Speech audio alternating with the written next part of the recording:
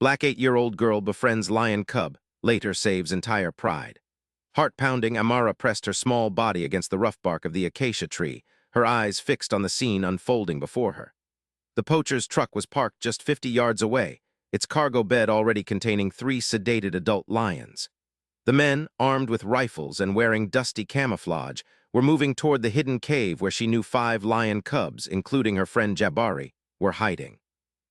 "Stay down," Amara whispered to herself, clutching the emergency radio in her trembling hands. She was only 8 years old, alone in the savanna with no adults to help.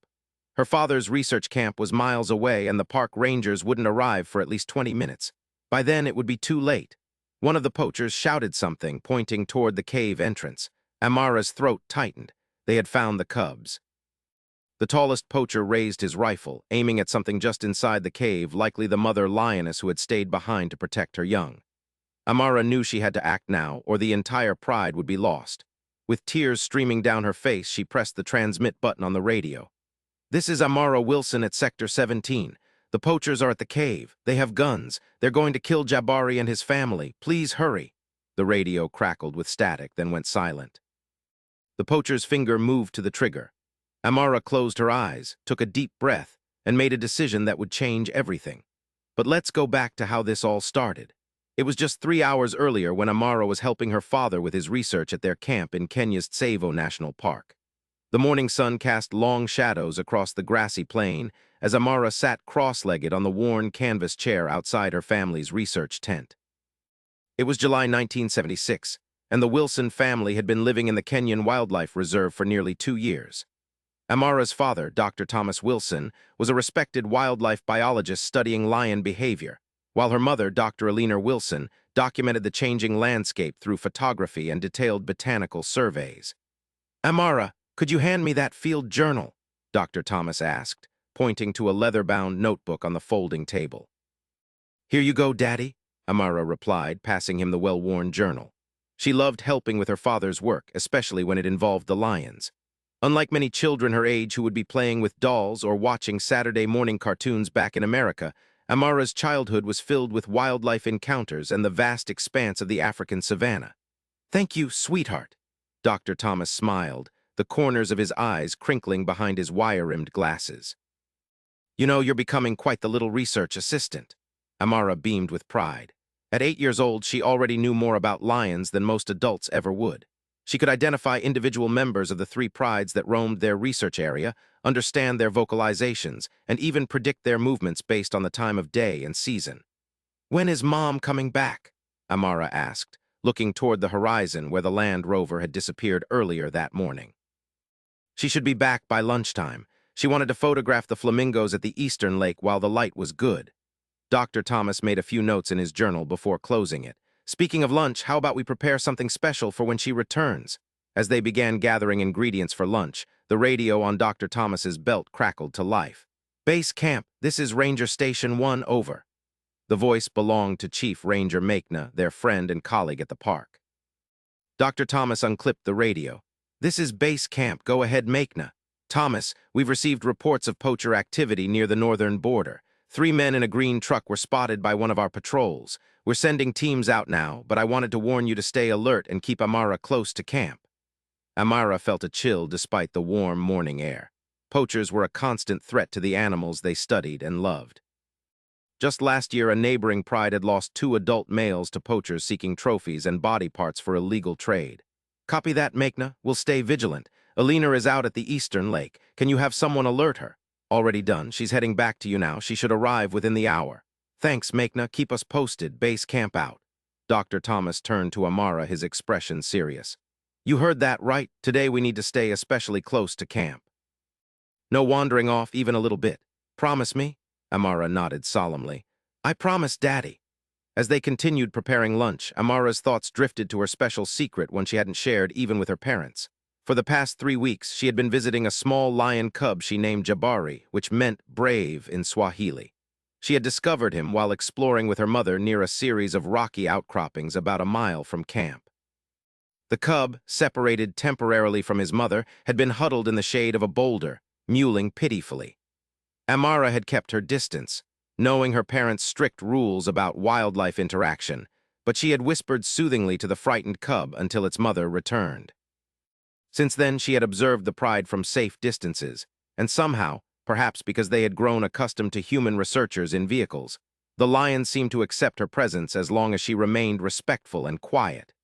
Jabari, the curious cub, would sometimes venture closer to her than the others, displaying a boldness that amused his mother. Amara never touched him or interfered with the pride, but she felt a special connection to the little lion. She had been secretly visiting the pride's territory every few days, always careful to follow her parents' safety protocols about wind direction and maintaining appropriate distances. The sound of an approaching vehicle pulled Amara from her thoughts. Her mother's Land Rover appeared on the horizon, moving faster than usual. "Mom's driving really fast," Amara observed, a note of concern in her voice. Dr. Thomas frowned. "You're right, something might be wrong." They stepped out from under the canvas awning as the vehicle skidded to a stop in a cloud of dust. Dr. Amara Wilson jumped out, her camera equipment bouncing against her hip. "Thomas, Amara," she called, her voice tight with urgency.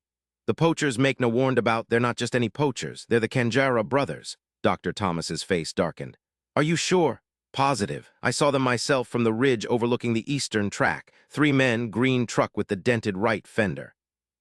"It's them." Amara looked between her parents, confused. "Who are the Kanjara brothers?" Her parents exchanged a glance before her father knelt to her level.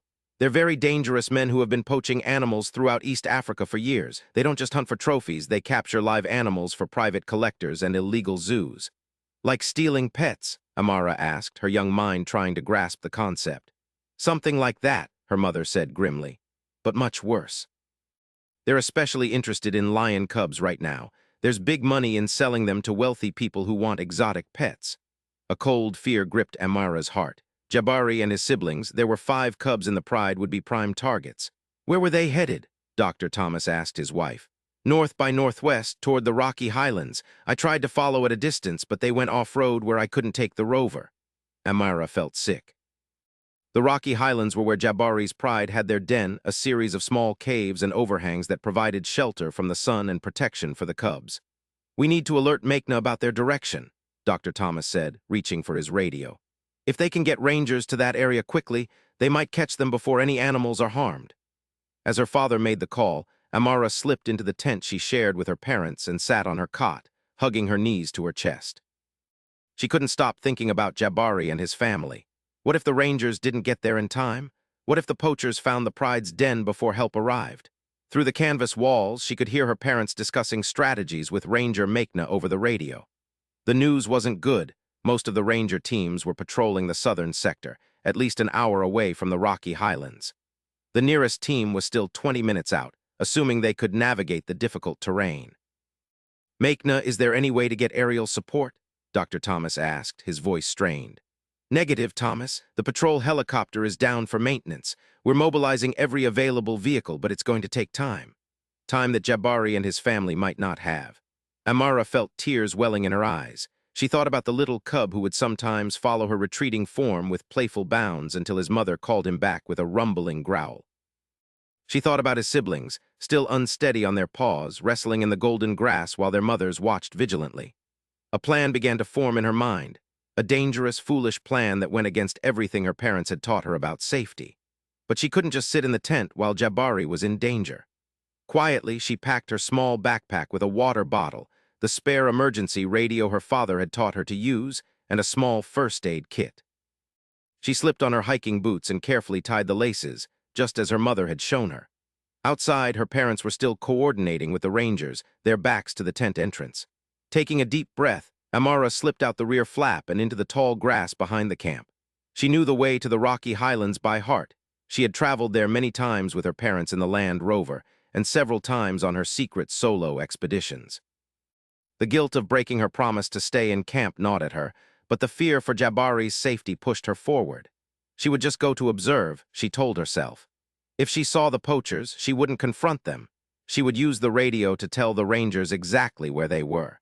She could be the eyes on the ground that might make the difference between the rangers arriving in time or too late. The journey to the Rocky Highlands normally took 20 minutes by vehicle, but on foot, even moving as quickly as her small legs could carry her, it would take at least an hour. Amara set out at a steady jog, staying low in the grass whenever possible and using the scattered acacia trees for cover. The sun climbed higher in the sky, beating down on her back as she moved northward. She stopped occasionally to sip water and check her surroundings, always alert for signs of predators or, worse, the poachers themselves. In the distance, she could see the rocky highlands rising from the plain like ancient sentinels. After 45 minutes of walking, jogging, and occasional rest stops, Amara reached the first of the low hills that preceded the highlands proper. Here, the terrain changed from open savanna to scattered brush and rocky outcroppings. She moved more cautiously now, aware that she was entering the territory of Jabari's pride. She followed a game trail that wound between two hills, leading toward the area where she knew the pride's den was located. As she rounded a bend in the trail, she froze. Ahead, partially hidden by a stand of scrubby bushes, was a green truck. The poachers had already reached the area. Ducking behind a boulder, Amara tried to calm her racing heart. She was both terrified and angry, terrified of the dangerous men, and angry that they had come to harm innocent animals. With trembling hands, she pulled out the emergency radio. "This is Amara Wilson," she whispered, pressing the transmit button. "I'm at the Rocky Highlands. The poachers are here with their green truck. They're near the Lion Pride's den. Please hurry." Static answered her, then a broken response. "Is that? Where are you? Parents know." The signal was weak in the rocky terrain. Amara tried again, speaking more clearly despite her fear. "The poachers are at the Rocky Highlands near the Lion Pride's den. They have a green truck. Please send help quickly." This time the response was clearer. "Amara, this is Ranger Makna. Stay where you are. Do not approach the poachers. Your parents are frantic. Tell me exactly where you are." "I'm hiding behind a boulder on the eastern side of the main hill. I can see their truck. They're unloading equipment." "Listen carefully, Amara. The nearest ranger team is still 15 minutes away. Stay hidden. Do not let the poachers see you. These are dangerous men. Your parents are on their way too, but they're behind the rangers. Do you understand?" "Yes, sir. I'll stay hidden." "Good girl. Keep this channel open. If you can safely observe their movements without being seen, tell me what they're doing, but your safety comes first. If they start coming your way, move to a safer location immediately." Amara acknowledged the instruction and settled into her hiding spot, watching the poachers carefully. There were 3 men, just as her mother had said. 2 were unloading equipment from the truck: cages, ropes, and what looked like tranquilizer guns. The third, taller than the others, appeared to be giving orders. "They have cages," Amara whispered into the radio. "And guns that look like the tranquilizer ones Daddy uses for research." "Copy that," Makna replied. "Can you see any lions yet?"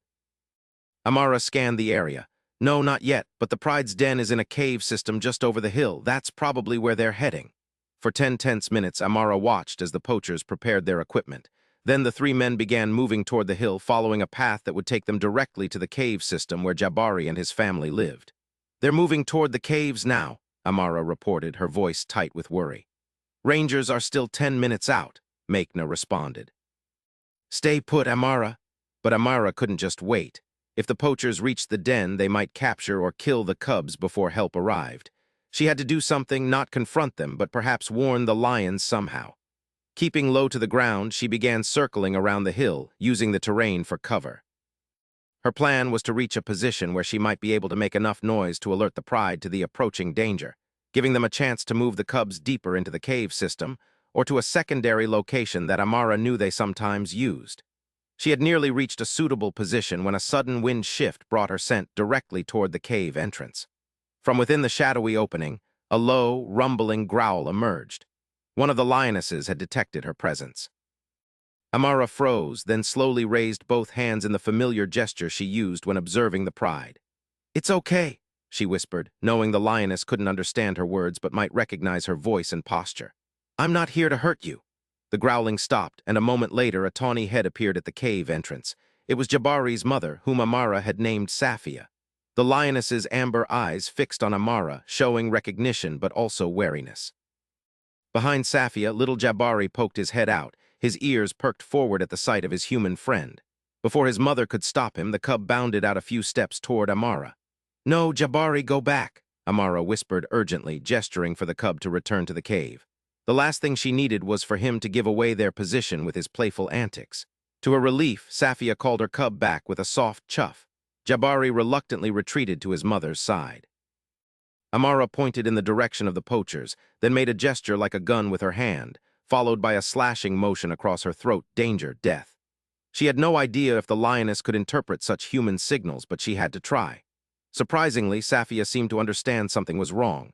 Her ears flattened against her head, and she nudged Jabari farther back into the cave. A moment later, she disappeared inside as well. Taking a chance, Amara crept closer to the cave entrance. "Poachers coming," she whispered into the darkness. "Hide the cubs." From within came the sounds of movement, adult lions gathering their young, moving deeper into the cave system. Amara breathed a sigh of relief. At least they were aware of the danger now. Her relief was short-lived. The sound of men's voices carried up the hillside. The poachers were getting close. Amara retreated to a nearby acacia tree, climbing into its lower branches for a better vantage point while still remaining hidden among the foliage. From her perch, she could see the 3 poachers making their way up the hill, weapons at the ready. The tallest one in the lead was scanning the terrain with binoculars.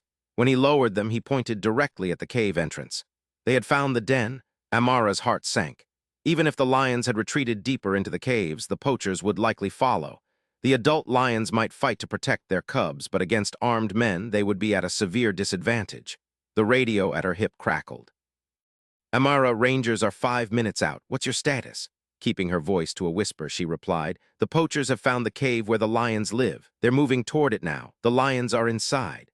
"Stay hidden, Amara. Do not intervene. Rangers are coming in fast." 5 minutes. Would that be soon enough? The poachers were already positioning themselves around the cave entrance. One was preparing what looked like a dart gun, while another unfolded a large net. Amara watched in horror as the tallest poacher raised his rifle, aiming into the cave. From her position, she could see what they couldn't, a flash of movement just inside the entrance. One of the adult lions was preparing to defend the den. It was at this moment that Amara found herself facing the crisis point described at the beginning of our story. Heart pounding, she pressed her small body against the rough bark of the acacia tree, her eyes fixed on the scene unfolding before her.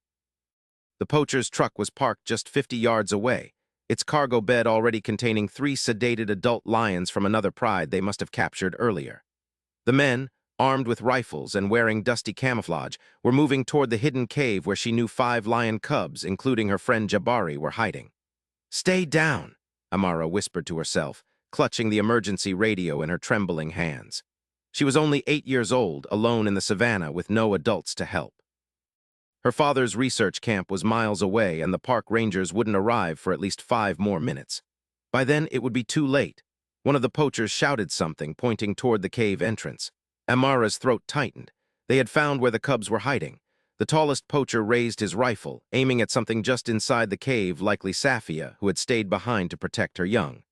Amara knew she had to act now, or the entire pride would be lost. With tears streaming down her face, she pressed the transmit button on the radio. "This is Amara Wilson at Sector 17. The poachers are at the cave. They have guns. They're going to kill Jabari and his family. Please hurry." The radio crackled with static, then went silent. The poacher's finger moved to the trigger. Amara closed her eyes, took a deep breath, and made a decision that would change everything. "Hey!" she shouted at the top of her lungs, standing up in the tree branch. "Stop!" All 3 poachers spun around, their weapons now pointed in her direction. For a moment, everyone froze, the men staring in disbelief at the small girl in the tree, Amara terrified but determined to save her lion friends. "There's a little girl," one of the poachers said in accented English, lowering his weapon slightly. "What is she doing out here alone?" another asked. The tallest one, clearly the leader, kept his rifle raised. "Who are you?" he demanded. "Where are your parents?" Amara's mind raced. She needed to keep their attention on her and away from the cave until the rangers arrived. "My name is Amara Wilson. My daddy is Dr. Thomas Wilson, and he studies these lions. You can't hurt them. They're protected." The leader's expression darkened. "Wilson, the American researcher," he turned to his companions. "This complicates things. If she's here, the parents and rangers can't be far behind." "Let's just grab what we can and go," the second man urged, glancing nervously around. "No," the leader snapped. "We came for cubs and we're not leaving without them." He turned back to Amara. "Stay where you are, girl. This doesn't concern you." "It does concern me," Amara shouted, her fear giving way to anger. "These are my friends. You already hurt those other lions. I won't let you hurt Jabari, too." "Jabari?" The leader looked confused, then laughed. "She's named one of the cubs. How precious." His expression hardened. "Listen, child, these are wild animals, not pets. Now be quiet and stay out of our way, or you'll be in trouble, too." He turned back toward the cave, raising his rifle once more. Inside, Amara could see the gleam of Safia's eyes in the shadows, fierce and protective. In that moment, Amara heard the distant sound of engines, multiple vehicles approaching fast. The Rangers were coming, but they might still be too late. Making a split-second decision, Amara did something both incredibly brave and foolish. She pulled her water bottle from her backpack and hurled it with all her might at the leader's back. The plastic bottle bounced harmlessly off the man, but it accomplished what she intended. He whirled around, his attention fully on her now, his face contorted with anger. He didn't finish the sentence because at that exact moment, a deafening roar erupted from the cave behind him. Safia charged out of the darkness, a blur of tawny fur and lethal intent. The poachers barely had time to react. Two of them managed to dive out of the way, but the leader, still facing Amara, turned too late. The lioness slammed into him, sending his rifle flying. Man and beast tumbled down the slope in a chaotic tangle. The other two poachers raised their weapons, but before they could fire, more lions emerged from the cave, two more adult females, their teeth bared in threatening snarls. The poachers panicked. One fired his tranquilizer dart wildly, missing his target. The other turned and ran, dropping his equipment in his haste to escape. Amara clung to the tree branch, watching the chaos unfold beneath her. Safia had pinned the leader to the ground, but surprisingly hadn't killed him. It was as if the lioness understood that killing a human would only bring more trouble to her pride. Instead, she held him there, growling inches from his face, while he lay perfectly still in terror. The sound of engines grew louder, and suddenly the hillside was alive with activity. Two ranger vehicles skidded to a stop nearby, and uniformed men poured out, weapons ready. Behind them came her parents' Land Rover. "Amara," she heard her mother's frantic voice. "I'm here, Mom, in the tree," she called back. Chief Ranger Makna took in the scene with practiced efficiency, the lions, the trapped poacher leader, the second poacher frozen in indecision, and the third now trying to reach their truck. "Secure all three suspects," he ordered his team. "Careful around the lions, they're agitated but not attacking." What happened next unfolded like a carefully choreographed dance. The Rangers, experienced in wildlife management, approached cautiously. One team cut off the escaping poacher before he reached the truck. Another team moved slowly toward the second man, who wisely dropped his weapon and raised his hands. The situation with the leader and Safia was more delicate. The lioness still had the man pinned, her massive paws on his chest, her teeth bared in a warning snarl. Dr. Thomas approached slowly, speaking in a calm, measured voice. "Easy, Safia. Easy, girl. You've done well. You've protected your cubs. We'll take it from here." To everyone's amazement, the lioness seemed to understand. After holding the poacher's gaze for one more terrifying moment, she stepped back, allowing the Rangers to move in and secure the shaken man. As soon as the situation was under control, Dr. Alina rushed to the acacia tree where Amara was perched. "Amara, oh my God, are you okay? What were you thinking?" Her voice was a mixture of relief, fear, and anger. "I'm sorry, Mom," Amara said, tears welling in her eyes as the full impact of what had happened hit her. "I had to help Jabari. The poachers were going to hurt him and his family." Her father joined them, helping Amara down from the tree and immediately wrapping her in a tight embrace. "You could have been killed," he whispered, his voice breaking. "But Daddy, look." Amara pointed toward the cave entrance where Jabari had cautiously emerged, blinking in the sunlight. Behind him, the other cubs appeared, curious but wary. "They're safe now." The family stood together, watching as the Rangers handcuffed the three poachers and loaded them into one of the vehicles. Chief Ranger Makna approached the Wilson family, his face stern but with a hint of amazement in his eyes. "Amara Wilson," he said, kneeling to her level. "What you did today was incredibly dangerous and directly against what I told you to do." He paused, then his expression softened slightly. "It was also one of the bravest things I've ever seen. You saved those lions, especially the cubs, but please never do anything like this again." Amara nodded solemnly. "I promise." As the Rangers prepared to leave with their prisoners, Dr. Thomas explained to Amara what would happen next. "The poachers will go to jail for a long time. They're part of a known criminal network that has been poaching throughout East Africa. Their capture is a significant victory for conservation." "What about the lions they already caught?" Amara asked, pointing to the sedated animals in the truck bed. "They'll be examined by the wildlife veterinarians and released back into their territory," her mother assured her. "They'll be okay." As they walked back to their vehicle, Amara glanced back at the cave entrance. Safia stood there, majestic and watchful, with Jabari at her side. For a brief moment, the lioness's amber eyes met Amara's, and something unspoken passed between them, a connection, an understanding, a mutual respect. In the days that followed, Amara's brave actions became known throughout the reserve, and even garnered attention from international conservation organizations. Despite her parents' mixed feelings about her dangerous decision, they couldn't deny the impact she had made. 2 weeks after the incident, a special ceremony was held at the ranger station. Representatives from the Kenyan Wildlife Service presented Amara with a special conservation award for her role in capturing the notorious Kanjara brothers and saving the lion pride. "Your daughter has the heart of a lioness," Chief Ranger Makna told Dr. Thomas and Dr. Alina during the celebration. "She may have broken the rules, but sometimes courage means knowing when the rules need to be broken." The most meaningful moment for Amara, however, came a few days later. With her parents' permission and under their strict supervision, she visited the Rocky Highlands once more to see Jabari and his family. From a safe distance, they watched as the cubs played in the golden grass of the savanna, growing stronger and more adventurous each day. "Will they remember me when they grow up?" Amara asked her father as they observed from the Land Rover. "I don't know," Dr. Thomas replied honestly. "Lions don't think the way we do. But I believe they'll remember how you made them feel safe, protected, respected." "Like friends," Amara said with a smile. "Yes," her mother agreed, putting an arm around her daughter's shoulders. "Like friends." As if in response, Jabari looked up from his play, his gaze finding Amara in the vehicle. He took a few bouncing steps in their direction before his mother called him back with a gentle chuff. In that moment, Amara knew that some bonds transcended species, language, and understanding. Her connection with Jabari and his pride had changed her forever, just as her brave actions had changed the fate of these magnificent animals. Years later, when Amara Wilson became Dr. Amara Wilson, following in her parents' footsteps as a wildlife conservationist, she would often tell the story of the little girl and the lion cub. The story became a powerful symbol of the connection between humans and wildlife, inspiring a new generation of conservationists to protect the natural world with the same courage and compassion that an 8-year-old girl had shown on that fateful day in the Kenyan savanna. And sometimes, on quiet evenings when the African sun painted the sky in brilliant oranges and reds, Dr. Amara Wilson would swear she could hear the distant roar of a male lion, perhaps Jabari, now grown and with a pride of his own, calling across the savanna, a reminder of a friendship that had saved not just a life, but a legacy. "Mom, look at this," she called, pointing to her discovery. Dr. Thomas examined the hair and blood. "This is fresh, no more than a day old. And the main color matches Jabari's."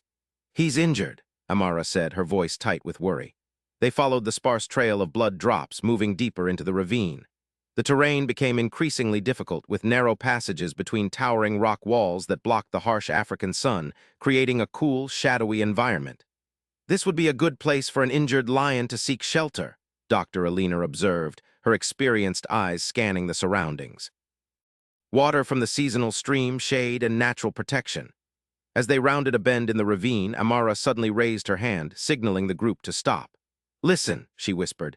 In the silence, they heard it, a low, pained growl echoing against the stone walls. "That's him," Amara said with certainty. "I know his voice." Moving cautiously, the search party advanced around another bend. There, in a shallow cave formed by an overhanging rock shelf, lay a large male lion. His dark mane identified him immediately as Jabari, but his condition was alarming.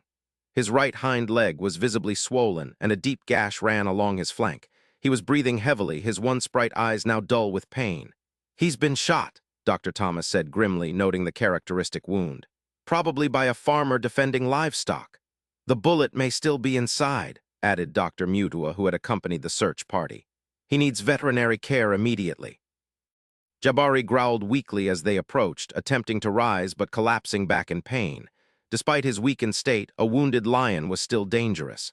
"We need to tranquilize him," Dr. Mutua said, preparing his dart gun. "Then we can transport him to the veterinary clinic." As Dr. Mutua raised the gun, Amara stepped forward. "Wait," she said. "Let me try something first." Her parents exchanged worried glances but nodded. They had witnessed the special connection between their daughter and this lion since he was a cub. If anyone could calm him, it was Amara. "Stay behind me," Dr. Thomas instructed, his hand on his own dart gun as a precaution. Amara moved slowly toward the cave entrance, stopping several yards from the injured lion. "Jabari," she called softly. "It's me, Amara. Remember me?" The lion's ears twitched at the sound of her voice. He lifted his head slightly, nostrils flaring as he caught her scent on the air. "We want to help you," she continued, her voice steady despite her racing heart. "You're hurt, we can make it better, but you have to trust us." Remarkably, Jabari's aggressive posture relaxed. He lowered his head to his paws, his eyes still fixed on Amara but no longer filled with fear or aggression. "I think he remembers me," Amara whispered over her shoulder. "It's extraordinary," Dr. Mutua murmured. "But we still need to sedate him for treatment and transport." With Jabari now calmer, Dr. Mutua was able to safely fire a tranquilizer dart. Within minutes, the lion was unconscious, allowing the team to examine his wounds more closely. "The bullet is lodged near his hip," Dr. Thomas observed. "It hasn't hit any vital organs, but the wound is infected. He's been like this for days, judging by the condition." They carefully loaded Jabari onto a stretcher and carried him through the ravine to where vehicles waited. The journey back to the research station's new veterinary clinic was tense, with Amara sitting beside the sedated lion, monitoring his breathing and whispering reassurances even though he couldn't hear her. At the clinic, the wildlife veterinarian, Dr. Kamani, performed emergency surgery to remove the bullet and clean the infected wound. "He's strong," the doctor told the anxious family afterward. "The next 48 hours will be critical, but I believe he will recover." Amara refused to leave Jabari's side during his recovery. She slept on a cot next to his enclosure, reading books aloud to him during the day and talking softly about her year in America, just as she might to an old friend she was catching up with. Gradually, Jabari's strength returned. The infection cleared, and though he would always have a slight limp, he was able to move with increasing ease. Question now was what would happen when he was fully recovered. "He can't return to his original pride," Dr. Thomas explained to Amara. "The dominant male won't accept him, and attempting to force his way back would likely result in serious injury or death.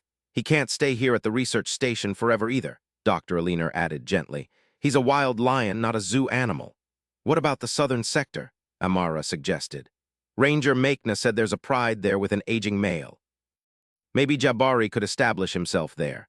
Dr. Mutua considered this. "It's possible. The Southern Pride's territory is expansive, with abundant prey and far from human settlements. It would give him a fighting chance." The plan was set. When Jabari was strong enough, they would transport him to the southern sector and release him near the Pride's territory. Whether he would challenge the aging male, be accepted into the Pride, or establish his own territory would be up to him, and the complex social dynamics of lion society. The day of Jabari's release was emotional for everyone, especially Amara. Now nearly 12 years old, she understood that this was truly goodbye. If all went well, Jabari would live out his life as a wild lion, far from the research station and human interaction. As the transport cage was loaded onto a truck, Amara approached for one final moment with her friend. Jabari, now fully recovered except for his slight limp, stood majestically in the cage, his dark mane fuller than ever, his amber eyes alert and vibrant. "Goodbye, Jabari," Amara said, tears streaming down her face. "Be safe, be free." The lion regarded her silently, his expression unreadable. Then he did something remarkable. He pressed his massive head against the bars of the cage, directly in front of where Amara stood. It was as close to an affectionate gesture as a wild lion could offer. The journey to the southern sector took several hours. When they arrived at the chosen release site, a grassy plateau with good visibility and access to water, the team prepared for the final step. Amara stayed in the vehicle as her father and Dr. Mutua opened the transport cage.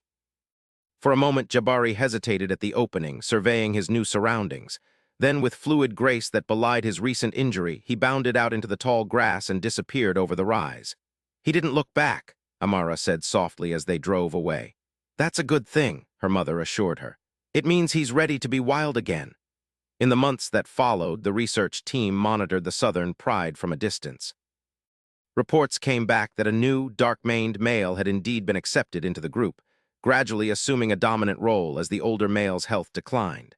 Whether this was definitely Jabari was difficult to confirm without closer observation, but Amara chose to believe it was him, thriving in his new home. The Wilson family's work in Kenya continued for many more years. The Friends of Tsavo program expanded, becoming a model for conservation initiatives throughout Africa. Dr. Thomas and Dr. Aliner published groundbreaking research on lion behavior and human-wildlife coexistence.